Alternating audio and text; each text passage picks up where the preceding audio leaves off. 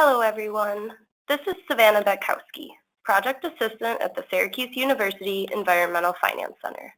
On behalf of the Environmental Finance Center Network, I'd like to welcome you to our webinar entitled Workforce Development, an overview of the key components. This session is one of several webinars conducted by the Environmental Finance Center Network for the Smart Management for Small Water Systems project. The EFCN provides training and technical assistance to small public water systems in all 50 states and 5 territories to help local water systems achieve and maintain compliance with the Safe Drinking Water Act. Attendees can receive a certificate of attendance for viewing this webinar today. This webinar has not been submitted to licensing agencies for the pre-approval of continuing education credits. AWWA recommends that you check with your licensing agency to learn about its criteria, rules, and what you need to do in order to receive credit for your attendance. It is your responsibility to verify this information with your licensing agency. If you need assistance in applying for credit to your licensing agency, please contact Education Services at awwa.org. For attendees who already have an AWWA customer record, your certificate will be uploaded within 30 days of the webinar date. For attendees who do not have an AWWA customer record, you will receive an email from AWWA requesting you to create a customer record by a specific date in order to receive your certificate. If you do not create a customer record, you will not receive a certificate. And here you can see the various centers that make up the Environmental Finance Center Network. You can see that we have centers spread all across the country. And here you can see the areas of expertise that the EFCN focuses on. Workshops, trainings, and direct technical assistance are provided on asset management, energy management planning, rates and finance, leadership through decision-making and communication, managing drought, water loss reduction, collaborating with neighboring communities, multi-funding, water conservation, management and finance tools and techniques, climate change resiliency, and workforce development. The EFCN also has a small systems blog that you can learn more about water finance and management. Blog posts feature lessons learned from our trainings and technical assistance, descriptions of available tools, and small system success stories. You will have the opportunity to subscribe to this blog at the end of the webinar. In addition to workshops, direct technical assistance, and webinars, as part of the Smart Management for Small Water Systems project, we are also creating a table that lists the major funding sources for drinking water infrastructure projects in each state and territory. Here's how you can access those tables. On the homepage of the efcnetwork.org, go to the Resources tab, and then click on Funding Sources by State. This will take you to a map of the country. If you click on the state you are interested in, you will find a PDF table of the relevant funding sources for drinking water infrastructure in that state. The table will look like the image on the left hand of the slide. For each funding program, it includes the name of the program, a short description, and contact information for someone who works in the program. Now at this point, I would like to turn the presentation over to our presenter. For today's webinar, we have Chris Dotson, Associate Director at the Syracuse University Environmental Finance Center. Chris, welcome and take it away. Thanks, Savannah. As Savannah said, my name is Chris Dodson. I am the Associate Director of the Syracuse University Environmental Finance Center, and I'm also the Managing Director for the Smart Management for Small Water Systems program that Savannah gave some detail on a minute ago. So today I would like to talk to you a little bit about water utility workforce development. Typically this is a training that we do in essentially 5 or 6 hours in a day-long training, and I've tried my best to condense it down to an hour-long webinar. We'll see how that works out. So here we go. So a little bit about what we're going to be talking about today.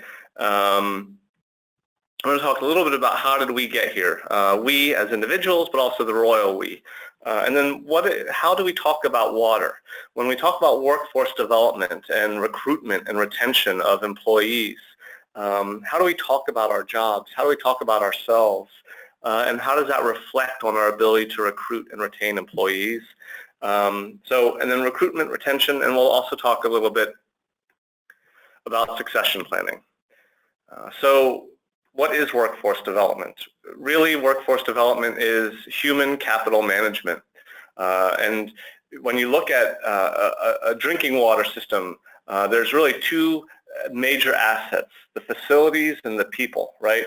And so today we're talking, and both of them can be costly. And so today we're talking about the people. And within the people, when we're looking at people, what are the skills of the individuals? What are the necessary skills of individual positions? And then what are the roles that people play? So I'd like to start with a quick polling question. So who works in water? And so out of the list that you see here, who do you think works in water? And we can close this poll in 5 seconds. 3, 2, 1, and the results. All of the above. Well, good. That was a little bit of a trick question. So the regulators obviously work, so do the consultants. Operators certainly work in water. And depending on the utility or the organization that you work for, clerks also work in water. They send out the bills, they send out the DMRs and other things. They interact sometimes face-to-face with customers at the front desk. If people are upset, sometimes there's the person who's sitting at the desk who is the first responder, so to speak. So, selling the water story.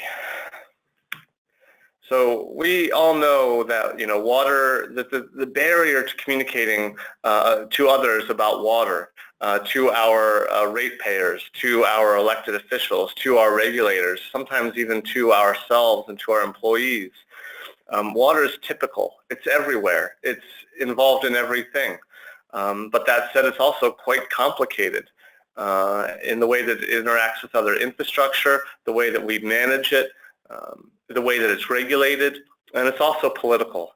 And when I say that, I mean certainly at the federal level, we hear an awful lot of conversation about infrastructure and infrastructure improvement, and how do we pay for that, and who pays, and how much do they pay, and many people think, obviously everybody deserves clean water, and water is life.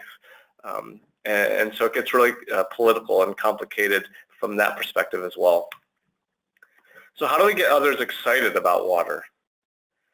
So stepping back and putting on our marketing hats a little bit, right? So what sells? What really sells? When you look at a commercial, how do they sell the items that they're trying to convince you to buy? And so here we have beer and tools and diamonds and cars and alcohol. So what sells? So I'd make the argument that sex sells, right? You always have, we're creating, whether it's actually, the sex or like a sexy lifestyle, right? And so some people say, well, water isn't sexy. It's typical. It's complicated. It's political. None of that sounds sexy. It's only water. But I'd argue that many people are treating water as sexy, right? So looking at some of these ads that have been created, this is an AWWA ad.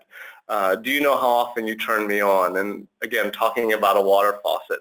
One of the things I like about these kinds of ads, if you look down near the bottom where it says only tap water delivers, place utility logo here. So this is an ad made by AWWA, but for the utility, for the use of its members. When showering, make it a quickie. You see the innuendo there. Gardens gone wild, referring to girls gone wild. Go full frontal, upgrade your washer. It's a drought. These are from one's from San Francisco, the other one's from California, the Bay Area Water Supply and Conservation Agency. So creating some levity around water and how they treat water certainly is helpful, especially in a dire drought-like situation. And of course, then water can be both funny and sexy. And looking at the plants and over-irrigation, don't let them drink too much. Use only what you need. And this is from Denver Water. So, a little brevity or a little levity in how we talk about water in those ads. But when we really think about water, and it's not just, water is not just our job. It's not just the paycheck. It's not just something that we do every day. You know, water is for drinking. Water is for sanitation. Water is for firefighting, fire suppression. Significant need there in just those three things: drinking water, sanitation, fire suppression. For construction, for washing cars, windows, houses, dogs. Waters for coffee. Some people may also think this is a very, very important need. Or beer, same can be said. Water's water balloons and parties and pools and summertime. Water, for most of us, is also extremely inexpensive relative to how important it is for everyday life. And when you look at how vast our infrastructure is and how complicated it is and how relatively expensive water infrastructure is to build, maintain, operate, and improve, that water is really an amazing product that we receive in our faucets. And then to look at the everything that goes into the day-to-day operations, and of course many of you on this call know what goes into the day-to-day operations. But is this how we talk about water? And do we talk about it in a way that is in some ways awe-inspiring?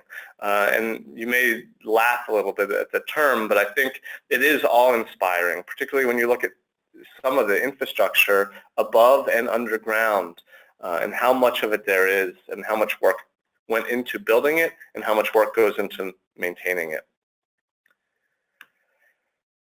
And how much of a need there is to continue that maintenance, to continue that improvement for the benefit of our entire society. And then contrasting that with areas where water is not abundant and is not abundantly inexpensive. And so just pictures of places where water is certainly a challenge. And so at the end of the day, where safe water begins is your utility, is your infrastructure. And so the reason I brought up, went through those few slides is because I really want us all, again, royally, to think about how do we talk about water? How do we talk about our day-to-day work?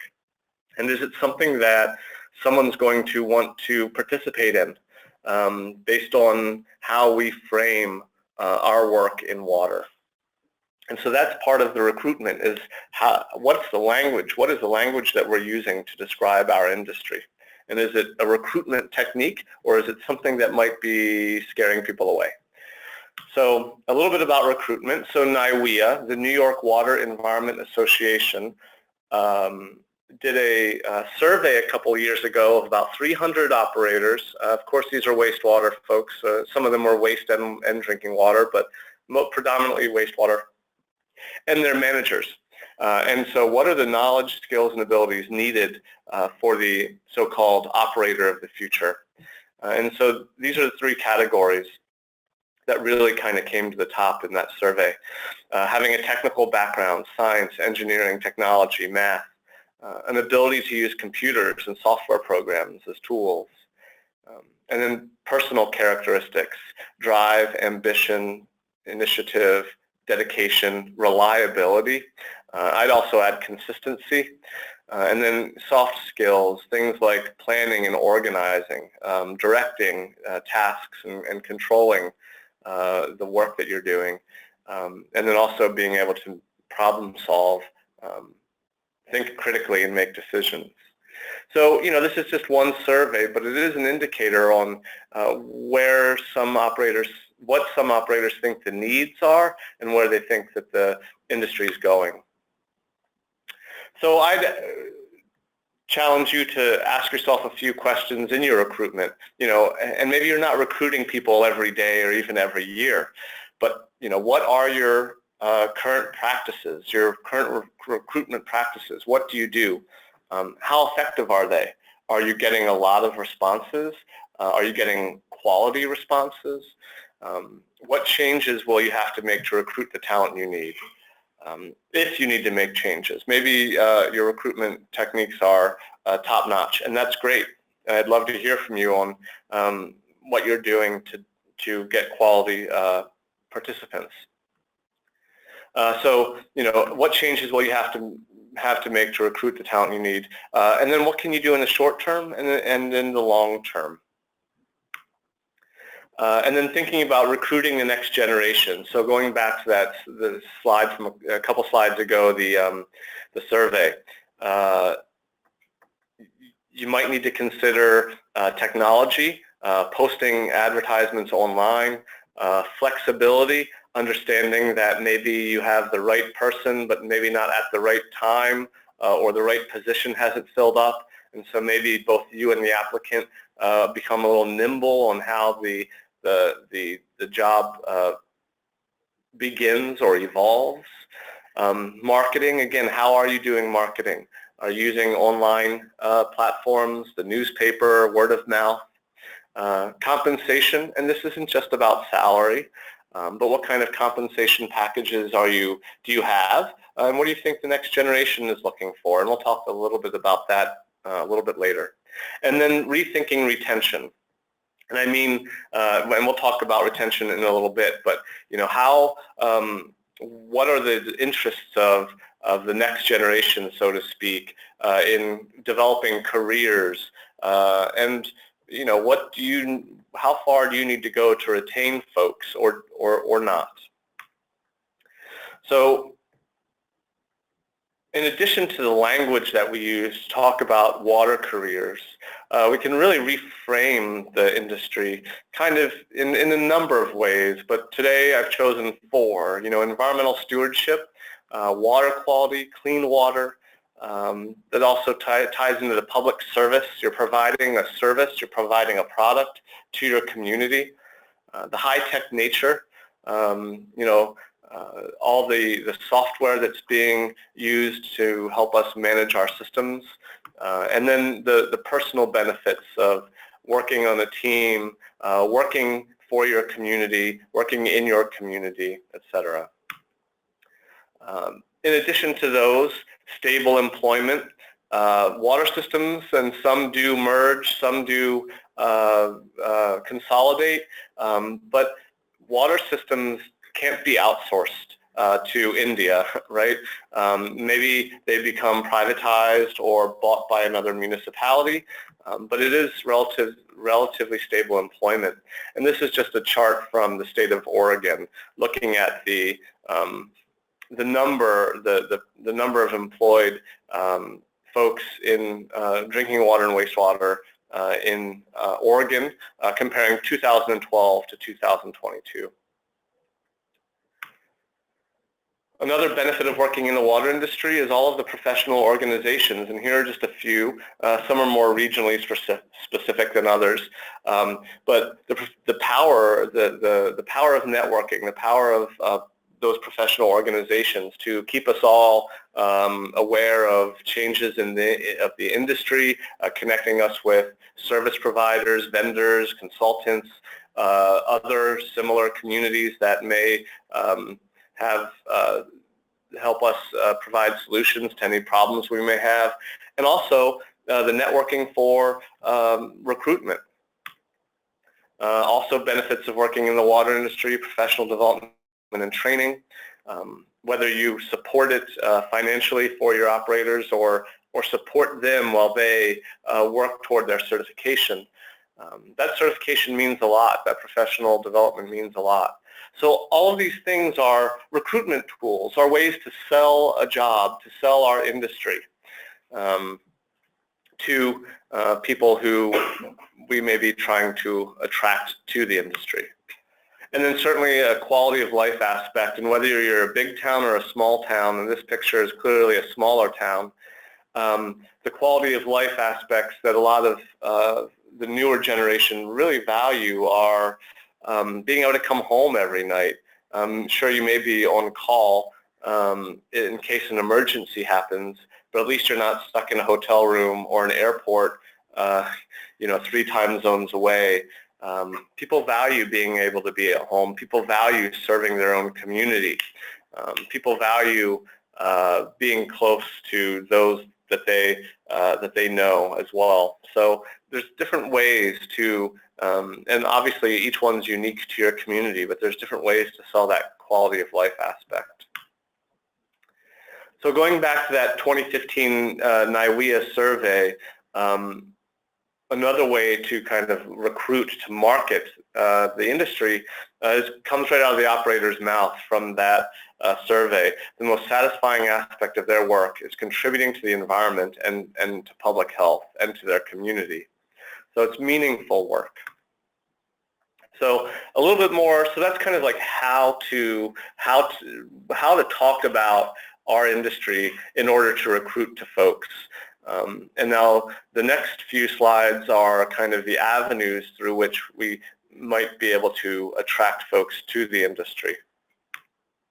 So where to find good employees? Cast a wide but targeted net. Many professional organizations have job postings or listservs where jobs can be posted. And so that's obviously a good first step because those are targeted lists. Also, social media should not be undervalued, particularly things like LinkedIn, where the goal is kind of professional networking and job opportunities. But also Facebook and other things that maybe your municipality or organization are already utilizing.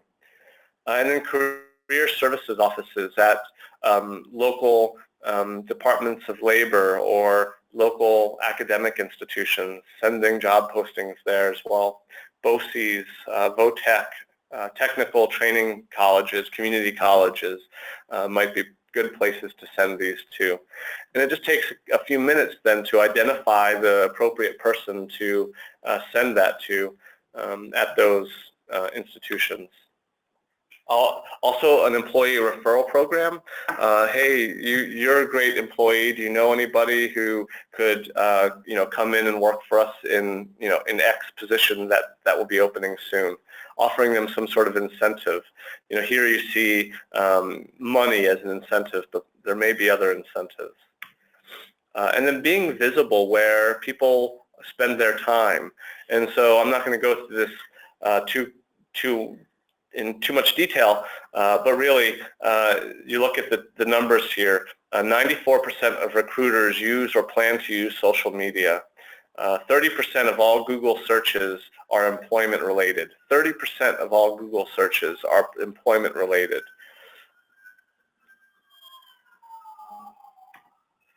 So some additional outreach opportunities, and I really think of this as building the pipeline.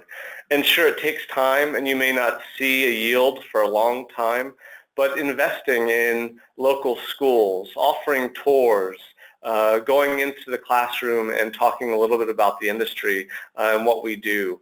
And like I said, offering tours of any facilities that you may have to allow students to visit.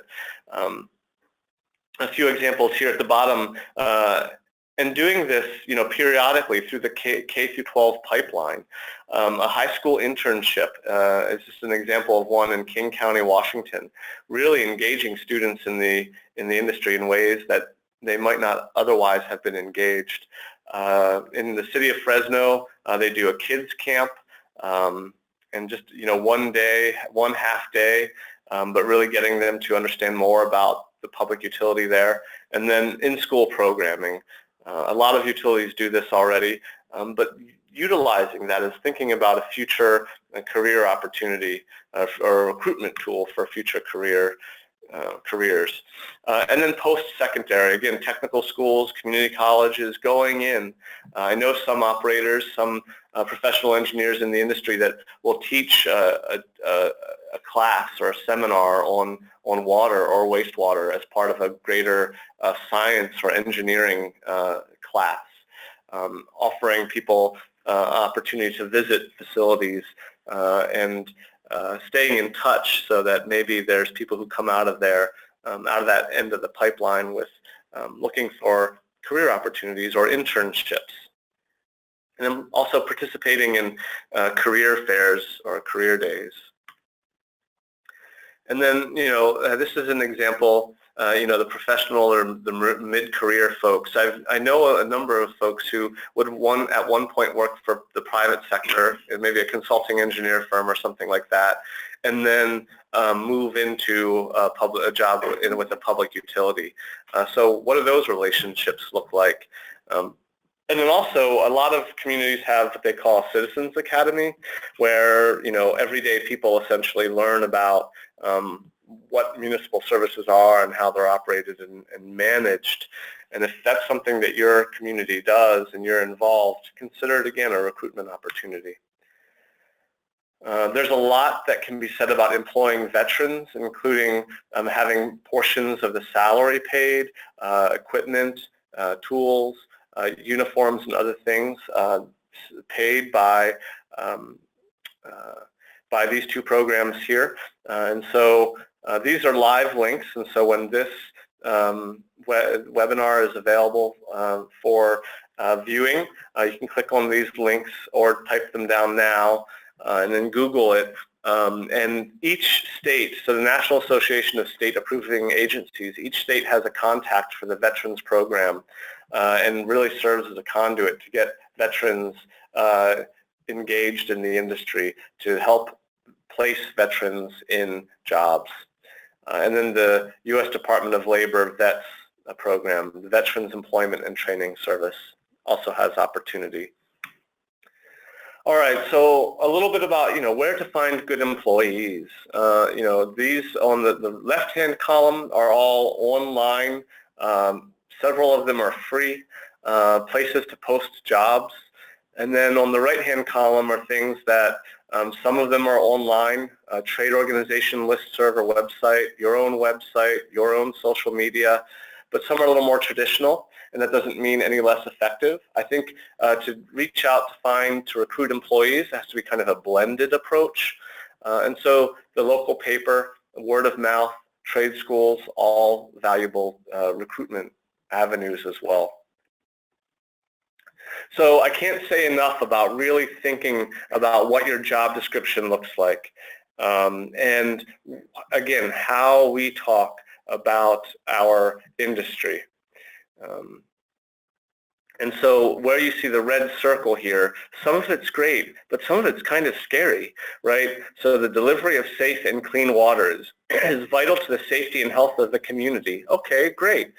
And then it starts off, failure to provide adequate services will jeopardize the health of the community. Failure to meet legislation and water quality standards will jeopardize liability, failure.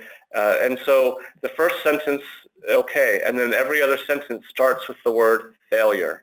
And so what are we talking about? What tone are we using? How are we attracting people to this job if we're setting this tone or this culture of kind of a little bit scary, actually. So thinking about how we write our job descriptions, what kind of language we use. Is it positive language? Is it negative language? I've seen others where it's like responding to customer complaints as needed. Not the most terrible language, but it doesn't sound like fun. And so we could do that and, customer service as needed. And so you're removing the word complaint. You're not necessarily lying. You're just making the language more positive. So anyway, think about that job description and what's the message of that job description that you're using. All right, so moving along to retention. Part of retention is compensation. It always is. People are always curious about what the salary is, what the hourly rate of pay is. But alongside that, people are also interested in what's the benefit package. Many public utilities, even though it can be a burden on the ratepayers, many public utilities offer a pension, public pension, which does not happen very frequently in the private sector anymore. And that in and of itself is such a great value to attract employees. being able to offer, if you can, a flexible schedule. And obviously, working at a wastewater or water treatment plant, you can't work from home, but maybe being able to work a 4-day week, 10 hours a day, and then taking 3 off, or working a 7 to 3 shift, or being a little flexible to accommodate people's needs if they have the desire for that. But then also, as I mentioned before, really stressing to people the value of a job that is consistent, a job that is local, a job that allows them to be home every day. And when I say consistent, I don't mean you show up and you sit down and the same thing happens. I know many water systems, every day is a different day. But the consistency of working in the same place, of not traveling too far, of working with the same team is what I mean by that kind of consistency. And then are you offering any training assistance or professional development assistance? Those things are also part of the compensation package. And then what kind of vacation or time off is there? So I want to ask you another poll question before we review this. I'm curious how many people on the webinar now participate either as a supervisor or as a staff member. How many of you participate in a formal performance review process where you work? So if you can fill that out for me now, that would be great. And we'll close the poll in 5 seconds. 3, 2, 1. So the vast majority of you do participate in a formal performance review process. That's very good to hear. I think it's one of the best ways to manage expectations for both the supervisor and the staff to ensure that the product or the service you're providing is reliable for your customer, your ratepayer, your client. So good. I'd like to then, though, run through some ideas that we have put together on evaluation for the 12% of you that don't do anything with evaluation, but also in case there's something that might be of value for those of you who do. The review performance should be a continual process, not something where you only sit down once a year, fill out a form, agree to goals. And certainly you are doing that, but you also want to have check-ins. You also want to make sure, check in on the goal, check in on the progress, and offer some kind of feedback along the way. If you wait a year to say this didn't work out, then that's too long. You haven't allowed for kind of adaptation. You certainly want to consult others on performance.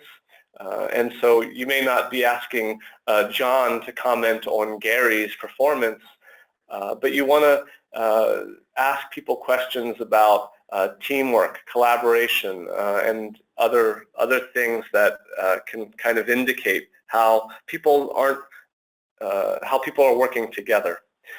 Because sometimes people are working great, but they're just not necessarily in the role where they're going to work at their best. Obviously, you want to be transparent and inform employees of the assessment process. I think it's always best to set goals at the beginning so you have a performance review, and then you set goals for the following year. And those goals should be SMART goals. And if you haven't heard of SMART as an acronym, you see it to the right there: specific, measurable, attainable, relevant, and time-bound. All of those things make a strong goal because you can go back and evaluate progress toward that goal. You want to let the employee help set the goal. That way it's reasonable. It's something that they want to do. It's something that you together want to see them achieve. But you want to make sure those goals are aligned to the organizational objectives, with the day-to-day work, with the utility, with the mission. And then keep an open mind about the employee's future goals. And when I say future goals, I mean their aspirations. Where do they see themselves in 5 or 10 years? And how can you help them get there? So when evaluating new hires, you want to, again, consider, so you've recruited someone, you've hired them. You want to let them know after you've hired them how this evaluation process works. Don't wait a year for the first evaluation to come up to say, oh, by the way, this is what we do here, and now we're going to talk about your last year, your first year, your past year of work and performance here. So you want to be transparent, let them know what's going to be expected of them and how that evaluation is going to happen and when. And then provide those standard rubrics for the common titles to help the evaluators. And then really start to assess that hire's future potential. So there's a few things that at the bottom, evaluation process at a glance. A few ways to kind of create or set up or change a little bit an evaluation process. So allowing staff to do starting the process with the staff doing a self-evaluation, providing questions that I'll show on the next slide, on how they view their own performance. And then the supervisor reviews that evaluation and completes their own evaluation based on the staff self-evaluation. And then you meet together, discuss those evaluations, set goals for the future, agree, sign, file it away. But a couple of other things that can take place in an evaluation are the 360 review. So this is where the staff evaluates the supervisor as well as the supervisor evaluating the staff. And then peer-to-peer reviews, which are really best to be informal. But sometimes getting that peer feedback can really help people become better team players and also maybe just better individuals in the roles that they serve. So here are some sample questions. You want to try to have as many open-ended as possible. And what accomplishments, and again, you want it to be positive. What accomplishments are you most proud of? In which areas would you like to improve? What have I, as a supervisor, done to help you do your job better? What have I, as a supervisor, done to help to hinder your job performance? Do you have the resources and tools you need to perform your job? I like this question because this helps you go to your elected officials and say, look, my guys have been asking for this. They've been saying that they can't do their job because we need this tool or this resource or this opportunity, and help make the case for getting those things. And then asking them for their goals for the next 6 months or year. Where do they see themselves in the future? And so you can use the evaluation form, again, for meeting and the meeting to set goals. So maybe a goal is to pass their 3A certification within a year, or to learn more about plant management. And so the first one is very specific, right? And it's very time-bound, and it's relevant. Those are SMART acronyms for the goal. Learn more about plant management. It's not specific and it's not time-bound. And so you can make it a SMART goal by saying, spend 3 afternoons each month shadowing the plant manager for 1 year. That's specific, it's measurable, it's likely attainable, it's relevant, and it's time-bound. Attend trainings and or webinars to increase my knowledge and increase communications with peers and management. So these are other goals that could be part of an evaluation. And of course you would apply some of the SMART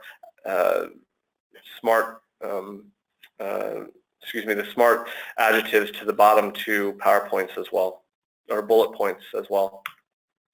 And there's a lot of words here, but this is just an example of the way a table or an evaluation form could be set up, with a learning objective to the left, how to achieve that objective, what are the resources needed, what's the timeline, and how we're going to measure success. So training is super important. I think most people would agree. Employees require a lot of investment and reinvestment. So how are you, again, in recruitment, but also as part of retention, how are you offering training or supporting training in-house Are you bringing trainers into the utility? Are you partnering with utilities, neighboring utilities, to get a critical mass of folks who could use a training to attract a trainer to your utility? Are you working with AWWA or AWEA or our Rural Water or others to have trainings at your facility or at your town hall? Bring the trainings to your place, obviously allowing other municipalities and other people to attend, but now it's at the back door for your employees as well. Are you funding the recertification training, incentivizing the training in some other way? Looking for training opportunities for non-operator positions. There's always something to be learned in every role. Just because certification isn't required or continuing education isn't required doesn't mean that it's not valuable. And, recognizing the value of sending people to conferences for networking and professional development opportunities.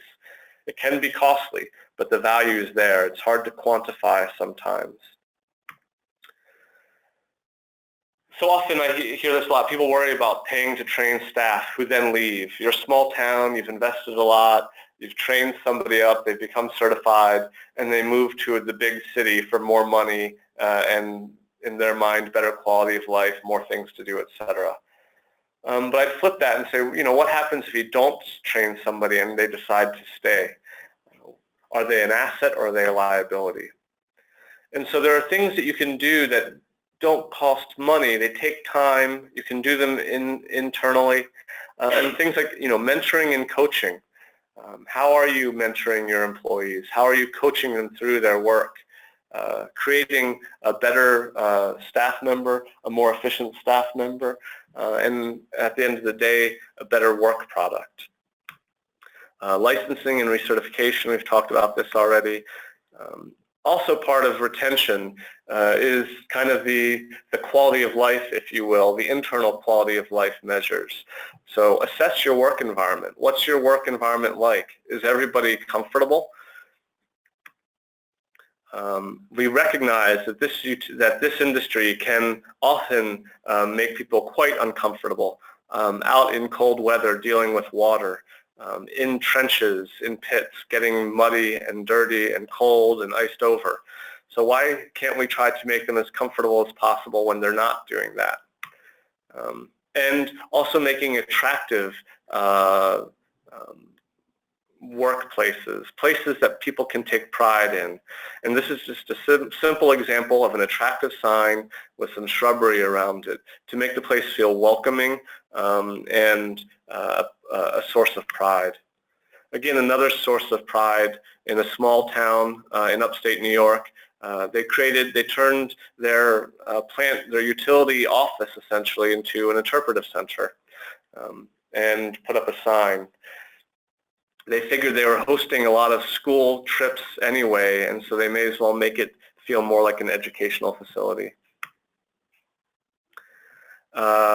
Recognition, it's very easy to provide recognition. Just a nice pat on the back, or every once in a while saying, that was a great job. Often people will just expect a good job and only comment when a less than good job has gone on, but making sure that you actually acknowledge when someone did a good job. And also looking at how our industry as a whole acknowledges people. And you see the cover of Clearwater's here, which is NIWEA's trade magazine. Their 2015 was their banner year called the Year of the Operator. And so they acknowledged and recognized operators throughout that year in different ways. So there's that magazine again, but also having the operator of the month or doing call-outs or professional highlights of your staff on the website or in the newsletter or something like that. It may not reach thousands of people, but it certainly will make them feel good. And then recognizing people who get their certifications and reward them for it. Also looking at opportunities like operator challenges. This is also kind of recognition. This is this is professional development, this is team building, skill building, training, all of those things wrapped up together. And it may not be that your utility is big enough to create, a team for an ops challenge, or that you have the money to invest in that. But there are often regional teams that maybe folks in your utility might like to participate in. And then, simply positive workplace relationships, birthday recognition, an occasional happy hour, maybe a barbecue or a Christmas party, the kinds of things that make people feel part of a team. So our last segment is really going to be focused on succession planning. So I think I have another poll question for you. Does your workplace have a succession plan in place or in process? Yes, no, or don't know.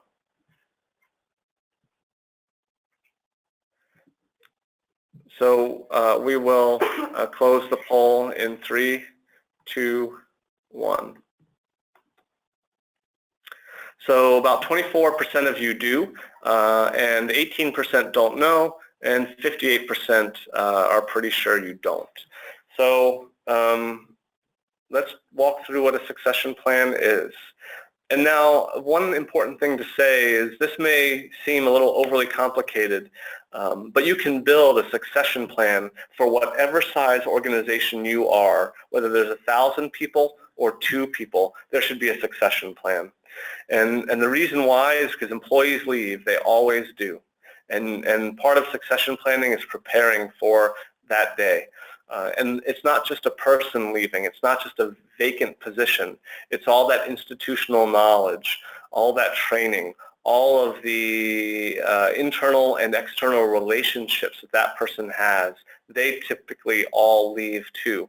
And so forging new relationships, strengthening old ones through kind of a transition period, all of those things need to be taken into account. So are you ready for people to leave? Maybe your main operator, your chief operator isn't going to leave for another, he says he's not going to retire for another 5 to 10 years. But there's a lot of reasons people leave, and some of them are unfortunate. We've all heard the figure of speech, well, if I got hit by a bus tomorrow, so things happen. People leave, FMLA, Family Medical Leave Act, people find out other opportunities. It's not just retirement. It's not just planned leave. And so essentially succession planning is an approach to building replacement workers to ensure continuity by identifying potential successors in critical work processes. And the word critical is subjective. You can define that as you will. But maybe if you have a deep bench, you have a lot of folks who can fill one role. Maybe if 1 of 5 people who can fill that role leaves, maybe that's not so critical. But if someone's been there for 30 years and only one other person or no one else can do their job, that's critical. So starting at the top of this chart, you want to identify all the positions in your utility, all the critical ones as defined by you. Then identify their KSAs. I didn't really stress that earlier, but really knowledge, skills, and abilities. So what is the knowledge, what are the skills, and what are the abilities of the people in those positions? Then you want to assess everyone in your positions, look at their knowledge, skills, and abilities, look at their demographic information, develop a succession plan, and then monitor that plan. See how it goes. Look how people change. Watch how time changes. So another way to look at it is doing a gap analysis. Today we have 5 folks, 1 in the lab, 4 doing other things, operators, maintenance, etc. And then we know in 10 years we're going to have X number of people retired, or maybe we've decided we're probably going to outsource the lab work. So what's the desired state? Are you just going to one-for-one replace each position as they retire, or will the organization change, restructure, grow, shrink? All of these things happen in that gap analysis in the middle. So as a utility, where do we want to be in 10 years? As a community, the people that we serve, where's that community going to be in 10 years? And what requirements is that going to have for us to shift or to change or just to stay the same? And so you want to think through that process. So the first step, reviewing your workforce, demographics of the workforce and of the community. And that's not just, age, ethnicity, economic, race. It's skills and competencies, obviously, of your staff, years of service, and certainly age, and other things, professional certifications, any college degrees, levels of education. And then what's the workforce breakdown? How many managers do you have? What are their titles? What's their age, years of service? How long do they expect to stay? Lab staff, same questions. Operators, maintenance, same questions. So you get a real kind of cross-cut snapshot of your staff. So that's your current state. Another way to ask it is, and looking at what knowledge, skills, and abilities do you have, do these people have, do these positions have today? And then what will you need 10 years from now? And again, thinking about local demographic changes. How's your community changing? Is it growing? Is it staying the same? Is it shrinking?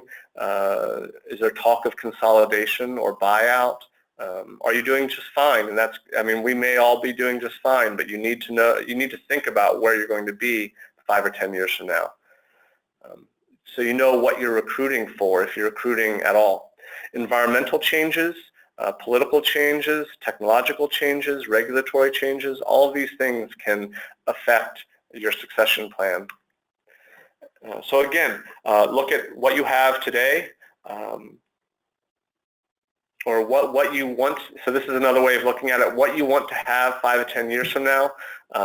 Take away what you already have, what's your current state, and now you have your human resource gap. That's what you need to fill. And that's how a succession plan with a recruitment strategy involved is beneficial. And so as part of the plan, obviously, you want to identify who's leaving, when they're leaving, and what's the impact. I like to, when we work with communities on succession planning, I like to kind of create this this quad matrix, really. So you can look at the side, the organizational impact at the bottom, and then along the bottom is the probability of vacancy. And so that bottom left quadrant is kind of low risk, low impact, low chance of vacancy. And then the top right one is high risk because it's high organizational impact, high probability of vacancy. This is the guy who's retiring in 3 years, who's been there for 30 years, and very few people can do his job, right? And so you plot all of these positions across this quad as part of your succession plan. And you also want to think a little bit outside the box. Are there alternative ways to get the work done? Can you retool existing employees? Certify folks who are not yet certified? Get people to start doing different things. And part of that you'll find through the evaluation process too. Maybe there's an interest, a desire to do different things. Or reinvention. Should the job be done at all? Is it something that can be outsourced? Is it something that in 10 years you're not going to be able to afford, or it won't make sense to continue to host, or maybe there's a new collaboration or partnership with another entity or utility that allows you to do things differently. And so you also want to think about redundancy across your team. So no one person becomes no one position becomes too vulnerable to one person's retirement. And so ways to do that are cross-training, getting people to learn different jobs. So a lab tech can also do another job. An operator can also do other jobs. Also multi-skilling. So it's similar to cross-training, but it's like having people in different positions who can all do the same skill, even if they're not identified with their particular position. Hiring back retirees or hiring people for part-time work, looking at outside sources of talent, contractors, vendors. And so part of the contracting possibilities, electrical, instrumentation and control, payroll, maintenance and grounds. So I know that was a real flash of particularly succession planning, but the whole pipeline of workforce development, from how do we communicate about ourselves through the recruitment, the retention, and the evaluation, and through the succession planning. But there are some common pitfalls, particularly with the succession planning. You don't want to keep it a secret. You want to involve everybody. You don't want to think too narrowly. Well, John's retiring in 5 years. Let's just figure out how to replace John. Well, maybe there's other things you need to think about. Maybe replacing John isn't actually going to be as necessary as you may think if you take a few other steps. Focusing exclusively on hard skills. You should value those soft skills. Expecting employees to self-identify. Most people won't raise their hand when you say, hey, what do you want to do, or do you want this job? You want to try to help them see what they can be, draw it out of them. You don't want to consider only upward succession. Think also about lateral succession. And like I said at the beginning of the succession planning piece, it's not a one-size-fits-all program. And you definitely want to manage expectations by not producing too many candidates for too few spots. So, we're almost out of time here. To wrap up, recruiting requires rebranding. You want to reach new markets through new avenues. You want to create that pipeline of potential recruits for future positions you want to hire. Develop that knowledge, skill, and ability sheets for your position, for each position. What are the knowledge, skills, and abilities necessary for the positions you maintain? Retention requires reinvestment and recognition, and always plan for folks to leave. So I didn't do too bad keeping this within an hour. We're a little bit over time. Please feel free to contact me here if you have any questions. Otherwise, I think that's everything I have. Savannah, anything else? Yeah, so we didn't receive any questions from the attendees, but they can follow up with you via email if they come across any questions. And quickly before we wrap up, I do have another quick polling question for you. The first one is, if you are a small water system of 10,000 or fewer people served, if you would be interested in receiving in-depth technical assistance. If you're unsure about technical assistance or do not have the opportunity to submit your polling answer today, you can review that technical assistance form on the efcnetwork.org website. Getting ready to close that poll in 3, 2, 1. And lastly, if you would be interested in subscribing to the Environmental Finance Center blog. Again, if you would like to sign up for the blog but don't have the opportunity to submit your polling answer today, you can sign up for the blog on the efcnetwork.org website. And getting ready to close that poll in 3, 2, 1. Lastly, in the chat box, there is a survey going out to you all. If you could take about 5 minutes to let us know of what you thought, of your thoughts about today's session, it would be much appreciated. Also, the AWWA email is available for CEU assistance, and the 2 programs for the veterans that Chris talked about, those are labeled in that. So Chris, I want to thank you for giving a thorough and in-depth look at the key components of workforce development, and I want to thank all the attendees for joining us today. Would you have any additional closing comments? No, I don't think so. I just want to thank everyone for my inaugural condensing of a day's worth of training into an hour. Thank you. Have a great day.